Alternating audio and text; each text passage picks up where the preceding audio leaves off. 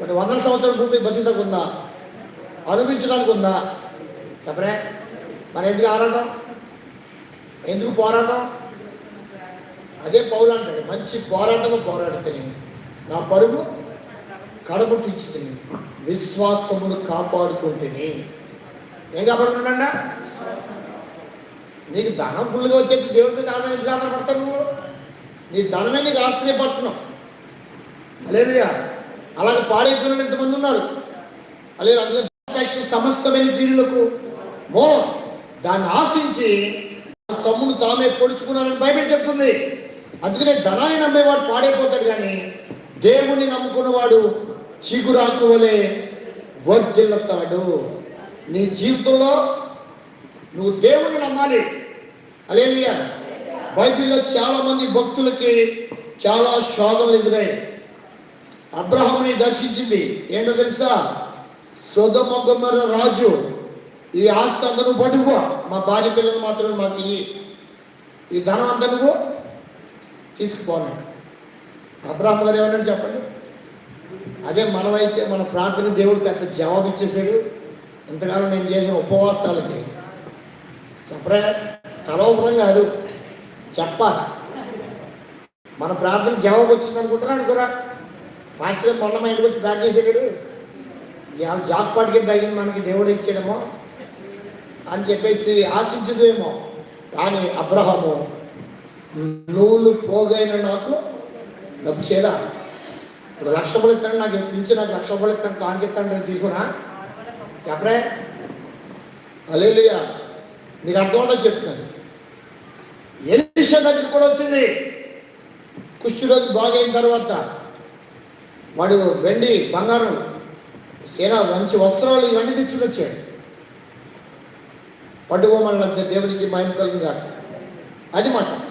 ఇది నమ్మకం ఎవరి మీద ఉంది? వీళ్ళకి డబ్బు మీద కాదు నమ్మకం. మీకు డబ్బు ఇస్తాడని ఇవ్వడం నేను చెప్పను, కానీ ఇచ్చిన మీరు ఎవరి మీద నమ్మకం ఉంచాలి చెప్పండి. మీ నమ్మకం తొలగిపోకుండా చూసుకోవాలి, అది మీరు. హల్లెలూయా. అందుకని బైబిల్ ఎన్నో విషయాలు చెప్పాడు ధనం గురించి. ఒక ధనవంతుడు మిక్కిలి ఆస్తిపరుడు అంట, నేను ఇచ్చే రాజ్యంలో ప్రవేశించాలని నేను ఏం చేయాలి అని యేసు హల్లెలూయా. ఆయనకి సూటిగా ఎక్కువ మాట్లాడారు. నీకున్నది అమ్మేసి దేవునికి ఇచ్చి వచ్చినాడు గమనించుకున్నాడు. అంటే వీడు దేని మీద వీడికి ఆశ ఉందా చెప్పరే? డబ్బు మీదే ఉన్నాడు వ్యామోహం. డబ్బు మీద వ్యామోహం వాడు ఏం చేస్తాడంటే డబ్బునే ఎక్కువ ప్రేమిస్తాడు తప్ప దేవుణ్ణి ప్రేమించడు. నీ జీవితంలో డబ్బు నీకు ప్రాధాన్యం అవ్వకూడదు. ఎప్పుడైతే అది ప్రాధాన్యం అయిందో నీ మనసు దేవుడి మీద నుండి ఏమవుద్ది? తొలగిపోద్దామంట. అది సాతాను యొక్క పన్నా. అందుకే నీకు ఏమి ఇచ్చినా దేవుణ్ణి మాత్రం నువ్వు మర్చిపోవడానికి వీళ్ళు. అందుకే దావీదు నీకేమి చెల్లించగను. హల్లెలూయా. రక్షణ పాత్ర చేతపుచ్చుకుని యెహోవా నామమున ప్రార్థన చేస్తానంటాడు. హల్లెలూయా. కాబట్టి నీకు డబ్బు ఇచ్చింది దేవుని మర్చిపోతాం కాదు. హల్లెలూయా. అలాగే యేసేపు దగ్గర ఎలా వచ్చింది? సాతానుడు ఒక డబ్బులో పడరు, ఒకడు పాపంలో పడతాడు. అక్కడ కూడా యేసేపు పొత్తిపరి భార్యతో పాపము చేయలేదు. దేవునికి మహిమ కలుగును గాక. అలాగా భక్తులందరూ కూడా శోధనలో పడిపోయేట్లుగా సాతాను గారు ప్రయత్నం చేశాడు, కానీ వాడి వల్ల కాలేదు. అందుకని ఇక్కడ మంచి పోరాటము పోరాడాడు, నా పరుగు కడముట్టించాడు, విశ్వాసాన్ని కాపాడుకున్నాను. హల్లెలూయా. ఇది నాకే కాదు, నా వలే ఆయన ప్రత్యక్షతను ఆపేక్షించే వారందరికీ కూడా ఆయన అనుగ్రహిస్తాడు. దేవునికి మహిమ కలుగును గాక. హల్లెలూయా. అలాంటి మంచి పోరాటంలో మనం ఉన్నామని విషయం గుర్తుపెట్టుకోండి. మంచి పోరాటంలో మీరు ఆ పోరాటంలో గెలుపు మీరే పొందాలి. ఓడిపోయే పరిస్థితి మీకు రాకూడదు. 1 కొరింథీ 9:26 చదవండి.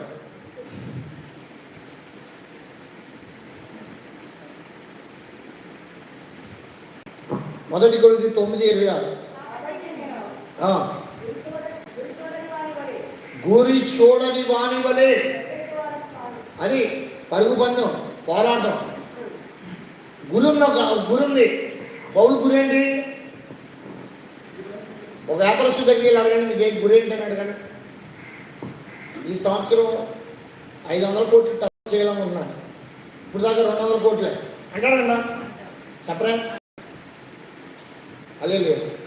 సాఫ్ట్వేర్ దగ్గరికి వెళ్ళి అడగండి, నేను సంవత్సరానికి 12 లక్షలు అమలు చేస్తున్నాను, ఈ సంవత్సరం 20 లక్షలు చెప్పండి. పెరగాలంటాడా?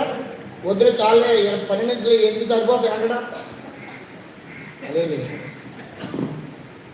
అలాగే ఒక గోల్ ఉండాలి, విశ్వాసికి ఒక గోలు ఉండాలి. ఏంటి ఆ గోల్ అంటే? నిత్యరాజ్యం, పరలోకం. దాన్ని మనం సంపాదించాలి. దాన్ని సంపాదించాలి, భూమి మీద నమ్మకస్తులుగా జీవించాలి, మన దేవుని యందు విశ్వాసం ఉంచాలి, మంచి సాక్షి కలిగి ఉండాలి, మంచి మనస్సాక్షి కలిగి ఉండాలి. హల్లెలూయా. మంచి గృహ నిర్వాహకత్వం కలిగి ఉండాలి. అన్నీ మంచియే. ఒకప్పుడు మంచివాళ్ళం కాదు మనం, కానీ మంచివారిగా లేనప్పుడు దేవుడు మన కోసం తన ప్రాణం పెట్టి విలువ పెట్టి మనం కొని సత్క్రియలను ఆసక్తి గల ప్రజలను తన కోసం ఆయన ఏం చేశాడు? పిలుచుకున్నాడు. పిలువబడి నీవు నేను ఆయన దృష్టిగా భూమి మీద బ్రతుకుదాం. అటువంటి కృప దేవుడు మనందరికీ అనుగ్రహించునుగా. ఆమె ప్రార్థన చేసుకుని అందరూ కూడా తరలించండి. స్తోత్రం. సకల ఆశీర్వాదాలు కారణబుద్ధుడ ప్రియపరలోకపు తండ్రి, ఇవ్వనని రోజు నాన్న తండ్రి మంచి నాన్న తండ్రి మనసు సాక్ష్యం కలిగి ఉండాలని, అలాగే తండ్రి మంచి క్రియలు చేయాలని, అలాగే నాన్న తండ్రి మంచి నాన్న తండ్రి గృహ నిర్వాహకులై ఉండాలని, మంచి ప్రవర్తన కలిగి ఉండాలని కొన్ని విషయాలు మేము ధ్యానం చేస్తాం. నేను వాక్యం బిడ్డలు దీనిలో ఫలింపచేయండి. దొరికిన వారితో జీవము వారి సర్వ శరీరానికి ఆరోగ్యం అన్నా. అటువంటి నీ మాటలు విన్న ప్రతి ఒక్కరిని మీరు దీవించి మంచి సాక్ష్యం బిడ్డలు కలిగి ఉండడానికి నీ కృపతో ప్రతి ఒక్కరిని బలపరిచి స్థిరపరచమని ఇప్పుడు వచ్చి మమ్మల్ని అందరినీ కూడా ఆస్వాదించి ఏ దినదేవుతో నింపి మహిమ పొందమని యేసు నామములో వేడుకొచ్చున్నాం తండ్రి. ఆమేన్. పరలోకమందున్న మా తండ్రి, నీ నామం పరిశుద్ధపరచుకుని గాక, నీ రాజ్యం వచ్చింది గాక, నీ చిత్తం పరలోకమందు నెరవేరినట్లుగా భూమి యందు నెరవేరును గాక. మనల్ని మాకు దయచేయము, మరలా ప్రార్థన చేసిన వారిని మేము క్షమించిన ప్రకారంగా మా ప్రాధములు క్షమించి మా శోధన తగ్గి తప్పించు. రాజ్యం బలము శక్తి నిరంతరం నాకు. ఆమేన్. తండ్రి అయిన దేవుని ప్రేమ, సమస్త కృప, పరిశుద్ధాత్మ తగిన సాహసం ఎప్పుడైనా మీ ఇంటి వాళ్ళు ప్రార్థించే ప్రతి ఒక్కరు మనకు తోడే నడిపించును గాక. ఆమేన్. ఆమేన్. ఆమేన్. అందరికీ వందనాలు. దేవుడు మనందరినీ దీవించును గాక. ఆమేన్.